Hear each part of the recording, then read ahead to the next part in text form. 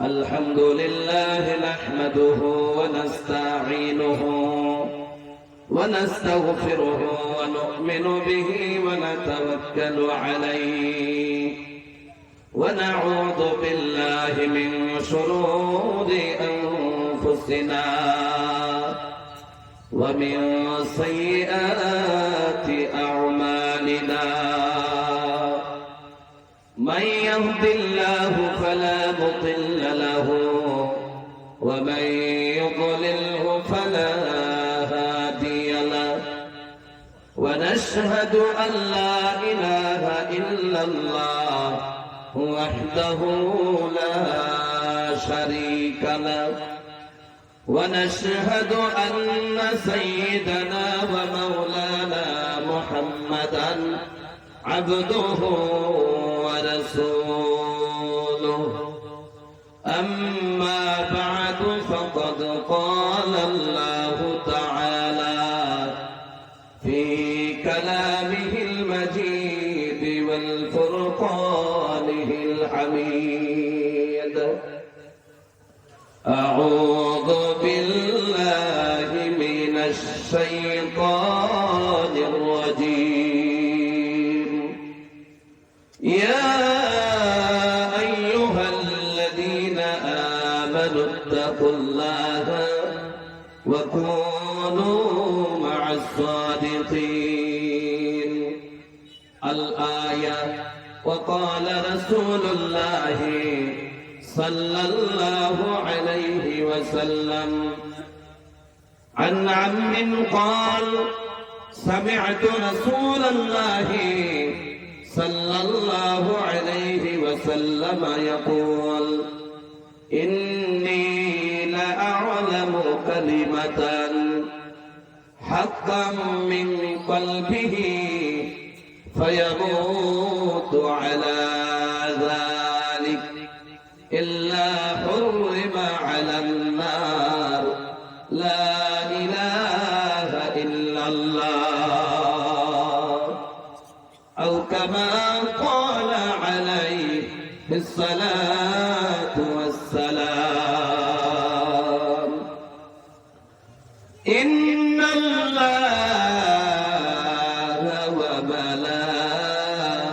وملائكته يصلون على النبي يا أيها الذين آمنوا صلوا عليه وسلموا تسليما يا اللهم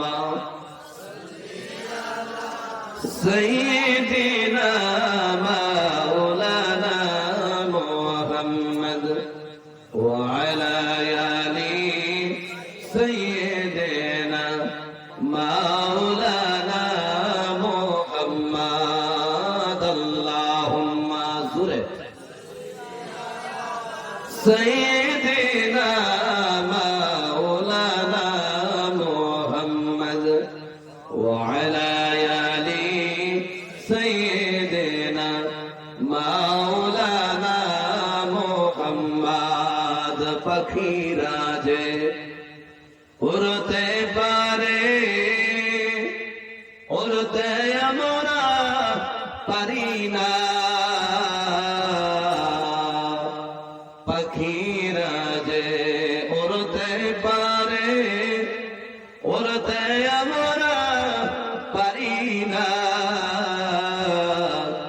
উড়তে যদি পারতাম আমরা বলেন উড়তে যদি পারতাম আমরা চলে যাইতাম মদিনায় আল্লাহুম্মা সাল্লি আলা সাইয়্যিদিনা মাওলানা মুহাম্মদ ওয়া আলা আলি সাইয়্যিদিনা মাওলানা মুহাম্মদ বালাগাল উলা بكماله كشف الدجى بجماله حسنت جميع خصاله صلوا عليه وعلى আল্লাহ রাব্বুল আলামিনের অশেষ দয়া মায়া যে আল্লাহ রাব্বুল আলামিন আমি আপনাদেরও কেমন মজমুআয় বসার তৌফিক দান করলেন যে রাব্বুল আলামিন আমরা যে মজমুআয় বসলাম এই মজমুআয় ওরাই বসতে পারে রাব্বুল আলামিন যাকে মাফ করে দেয়। কোন সুবহানাল্লাহ।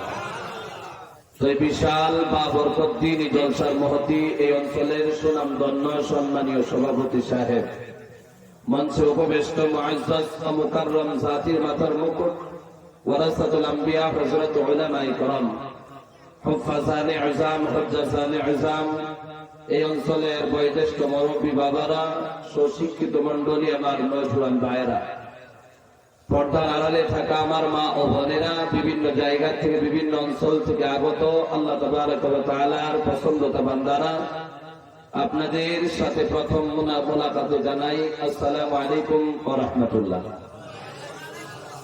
তাহলে আসলে আমরা ভালো আছি তো? আল্লাহ রাব্বুল আলামিন যে রাব্বুল আলামিন আমাদেরকে সুস্থ রাখলেন, সুস্থ রাখার পর এমন এক মজমুআয় আসার তৌফিক দান করলো। আল্লাহ রাব্বুল আলামিন এই অঞ্চলের মধ্যে অনেক মুসলমান আছে, অনেক সুন্দর সুন্দর নাম, কিন্তু তাদের তৌফিক হয় নাই, তাদের ভাগ্যে এটা জোড়ে নাই যে তারা এই দিনই মজমুআয় আইসা নিজের গুনাহগুলো মাফ করাইতে পারে। তো আল্লাহ রাব্বুল আলামিনের বন্ধু আকা ইনামদার তাজদার মদিনা সাল্লাল্লাহু আলাইহি ওয়াসাল্লাম বলেন, আল্লাহ যদি কোনো বান্দাকে মাফ করতে চায় সর্বপ্রথমে আল্লাহর পছন্দতা জায়গায় বসায়া দেয়। বসায়া দেওয়ার পর আল্লাহ নিজের দিকে টাইনা আনে, আইনা বসায়া রব্বুল আলামিন যে প্রথম ইনআম বান্দাকে দেয় এটা হলো সর্বপ্রথমে জীবনের গুনাহগুলো মাফ করে দেয়। এরপর আল্লাহ রাব্বুল আলামিন আমরা যেখানে বসলাম এক নাম্বার হলো এটা, দুই নাম্বার হলো জীবনের গুনাহগুলো মাফ করার পর আল্লাহ রাব্বুল আলামিন নিজের আমলনামায় এখানে যত সময় বসে থাকি রব্বুল আলামিন নেক দিয়া ভরপুর করে দেয়। কোন সুবহানাল্লাহ। এরপর যত সময় আমরা বসে রইলাম আখিরি দোয়া করে যাব, আল্লাহ রাব্বুল আলামিন তত সময় সরাসরি আমাদের উপর রহমত বর্ষিত করতে থাকে। কোন সুবহানাল্লাহ। তো ওই আল্লাহ যে আল্লাহ রাব্বুল আলামিন এত কিছু আমাদেরকে দিল, ওই রাব্বুল আলামিনের প্রশংসা তারিফ গুণগান করতে গিয়া আমরা সকলেই অন্তর খুলে উক্ত আওয়াজে জবান খুলে একসাথে পড়ে নিতেছি আলহামদুলিল্লাহ।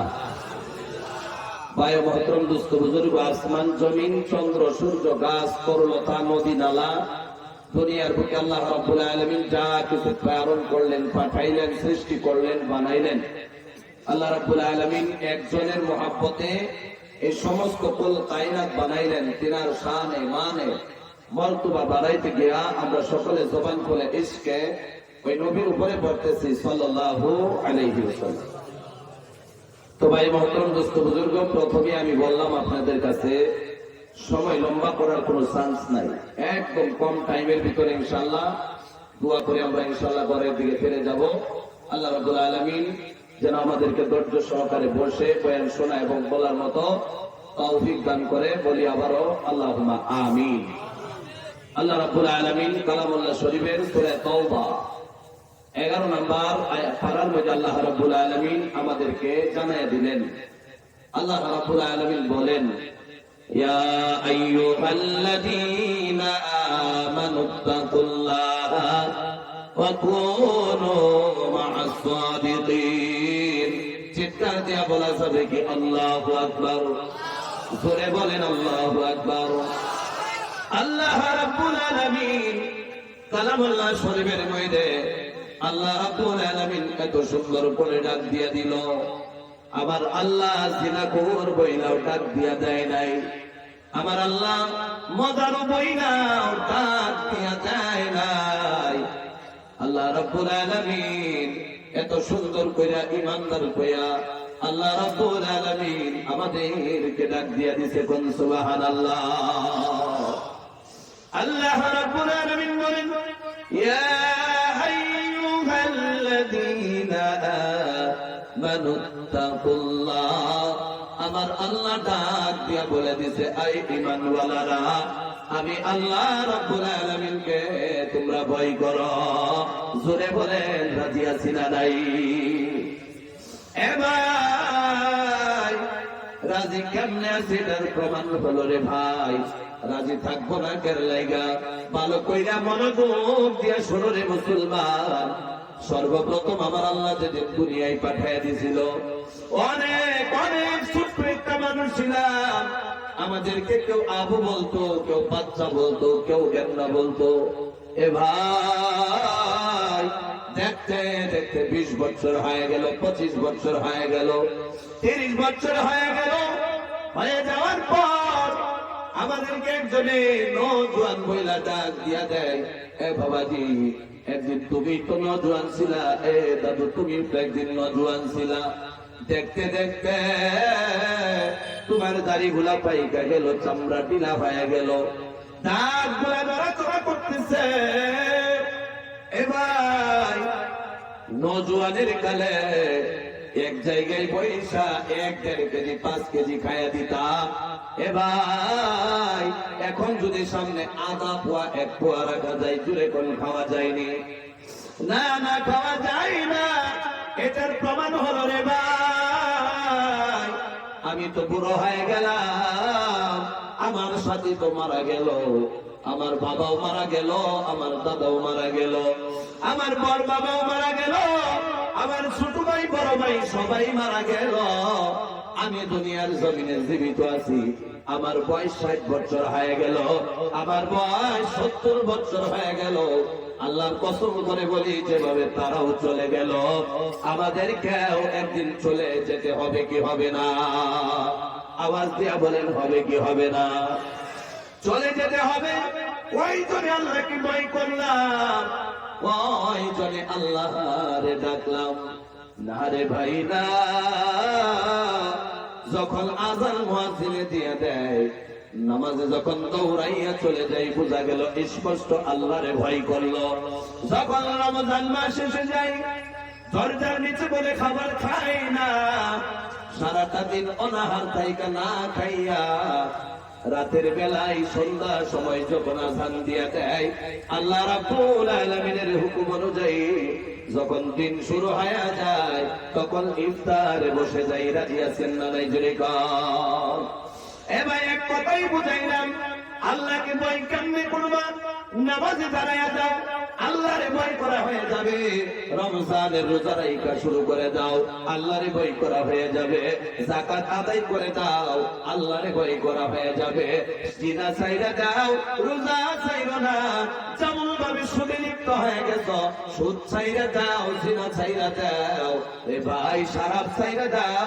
যেগুলা কাজ আমার আল্লাহ নিষেধ করে দিয়েছে, এগুলা সমস্ত যখন ছাইরা দিবা, আবার আল্লাহর হুকুমের অনুযায়ী যখন চলবা, আল্লাহর কসম করে বলি, ওই টাইমে তুমি আল্লাহকে ভয় করনেওয়ালা হইবা। কথা ঠিক কিনা? তাহলে আল্লাহর ভয় করতে কেনা কেনা রাজি আছে? হাত উঠায় দেখান তো দেখি। আল্লাহু আকবার, ধরে বলেন আল্লাহু আকবার। মুসলমান ইমানদার, 1 নাম্বার পয়েন্ট যেটা হলো, আবার আল্লাহ রাব্বুল আলামিন ইত্তাকুল্লাহ, আমি আল্লাহরে ভয় করো, ভয়ের কথা বুঝাইতেছে বাবা। যদি তফসিলান বলা যায়, কিছু কথা দেখানো যায়, অনেক লম্বা হয়ে যাবে। লম্বা বয়ানের ইচ্ছাকৃত হয়ে বসি নাই রে ভাই। মুসলমান, আরেকটা উদাহরণ নেও। হযরতে ওসমান গনি এই অঞ্চলের মধ্যে কেউ আছেননি অপরিচিত? কোন অপরিচিত কেউ আছেননি? খলিফাতুল মুসলিমিন হযরতে ওসমান গনি এমন একটা মানুষ নাই দুনিয়ার বুকে যে কালিমা পড়ছে মুসলমান। আর আমার ওসমান গনি রে কেউ চিনে না, এমন কেউ আছে? নিজেরে কম কেউ নাই। আল্লাহর ওসমান গনি একজন সাহাবী, অনেক বড় সাহাবী। আমার নবী বলে দিয়েছে, ওসমান তুমি কান্দ কেন লাইগা? বলে আপনি নবী তো বললেন আল্লাহরে ভয় করার লাইগা, আল্লাহরে ডাকার লাইগা। আমি যদি মারা যাই, সর্বপ্রথম যেটা হবে, এটা হবে কবর। কবরের সঙ্গে মোকাবেলা করতে হবে। ও নবী গো, কবরের সঙ্গে মোকাবেলা করতে হলে তো আমি কি করতে লাগবে? আল্লাহরে ডাকতে লাগবে, চোখের জল বের করতে লাগবো, আল্লাহর হুকুমের অনুযায়ী চলতে লাগবে। এই জন্য আমি আল্লাহর ভয়ে সর্বদাই চোখের জল ফালাই করি। সুবহানাল্লাহ। ওসমান গনি আল্লাহ রাব্বুল আলামিন কি কেমনে ভয় করত ভালো করে শুনো। হযরত ওসমান গনি মসজিদে নববীর বারান্দার মধ্যে পাথর বিছানো আছে। আজকালের যুগের মধ্যে মাটির মসজিদ তো পাওয়া যাবেই না, যদিও 100 মধ্যে 5টা পাওয়া যায়, কিন্তু ভাই মসজিদের মধ্যে কেউ যেতে চায় না।